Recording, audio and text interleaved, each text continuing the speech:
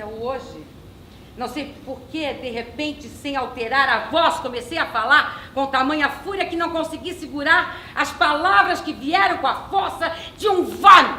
Lígia Fagundes Teles, você está aqui. Quando eu pensei em fazer alguma coisa na minha cidade, eu lembro que eu comecei dizendo: vou plantar semente em terra árida. E o grito pungente de Luísa se faz ouvir, aqui, nesse auditório repleto de sujeitos questionadores do até agora nos fornecidos. Obrigada, Luísa, por nos presentear com sua presença e aceitar o nosso prêmio, feito para as escritoras diamantes como você. Eu acredito que o SESC faz com o Prêmio SESC de Literatura mais do que eu poderia sonhar em fazer em termos de democratização da leitura e da escrita. Quero felicitar todas as escritoras, claro, mas a jovenzinha e muito especialmente a Ana Carolina Jales, com 17 anos. O ser humano, ele é absolutamente voltado para a fantasia. Quando você não acha uma explicação racional para o que você está vendo, ou sente, ou presencia, você acaba se voltando para o sobrenatural. Fantasia é a arte do que não foi, não é e não será. Que conta com magia, normalmente tem explicação divina ou científica, ou nenhuma explicação, e simplesmente aparece na história. Antes, eu acho que até no tempo da Clarice era assim, ou já não se era assim, mas a mulher escrevia, quem assinava era o homem, a poesia. E hoje nós escrevemos e nós assinamos o que a gente escreve. Deixei de ser filha de Horaci. A cruz se tornou meu sinal.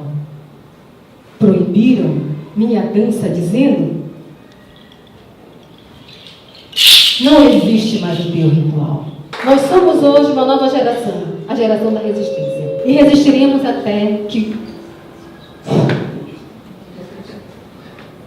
o último indígena seja morto. Como Natalia Carrero, desde muy pequeña deseé escribir libros, no exactamente para que me llevaran al éxito económico, sino para que me condujeran a alguna parte.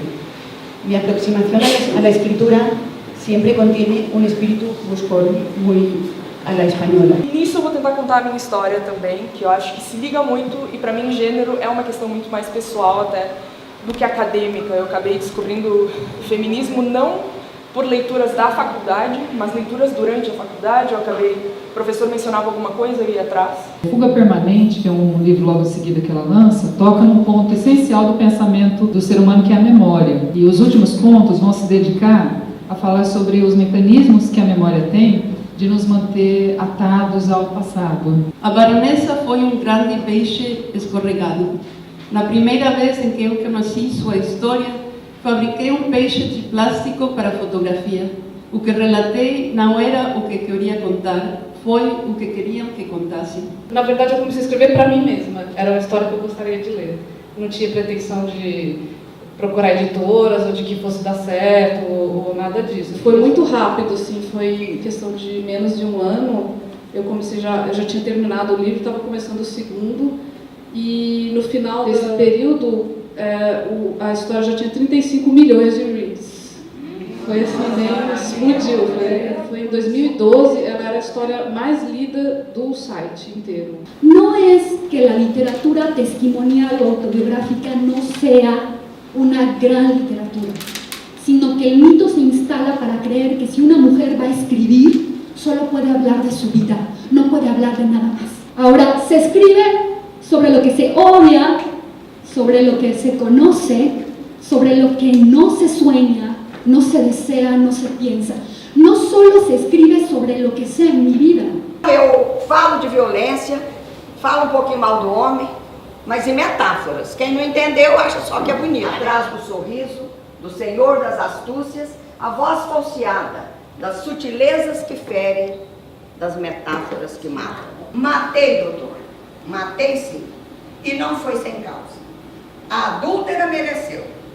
Eu sim não mereci o abuso dela. Primero estar en la guerrilla entre los años 70 y 90 durante tanto tiempo de mi juventud, y luego qué sucede con una mujer que decide dejar la lucha insurgente y mantener la lucha social.